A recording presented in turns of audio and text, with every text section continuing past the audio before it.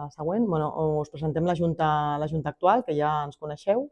Està el Jesús com a tresorer, que el tenim aquí, el Javier Torres com a vocal, la Montse Font com a vicepresidenta, la Olga com a secretària, la Carme Civit com a la vocal d'infància, el Josep Soler com a vocal de suport i jo com a presidenta.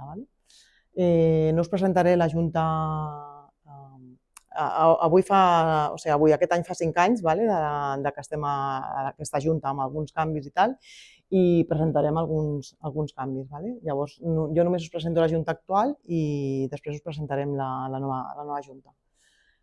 Si passes a la següent, l'equip tècnic, que ja el coneixeu, que és la Carme Massip, administració, el David Marín, comunicació i community manager, la Patricia com a servei de psicologia i la Mar Lorca com a treballadora social.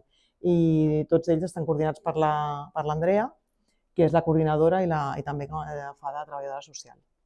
Això en l'últim any no ha sofert cap canvi. Llavors, presentaré l'evolució de les línies prioritàries. Us avanço que jo deixaré de ser presidenta, després continuaré formant part de la junta directiva, però dono pas a altres persones. Llavors, he fet una evolució, una comparativa de les línies prioritàries des que vam entrar a la junta. El 2020 es va continuar amb les propostes que tenia la junta anterior. El 2021 les propostes que es van fer va ser l'expansió de representació de CIM Catalunya a tot el territori català. Ens vam proposar fer 4 reptes.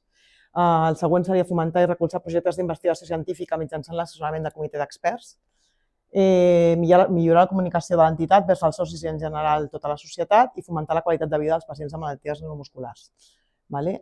L'últim punt no el repeteixo en els altres perquè és una cosa que intentem fer cada any i sempre és una proposta continuista.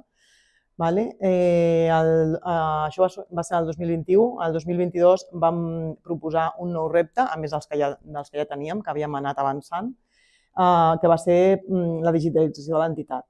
Volíem millorar la web, volíem millorar també temes d'infraestructura, vam incorporar un equipament de videotrucades, de videoconferències, i vam apostar per fer una digitalització de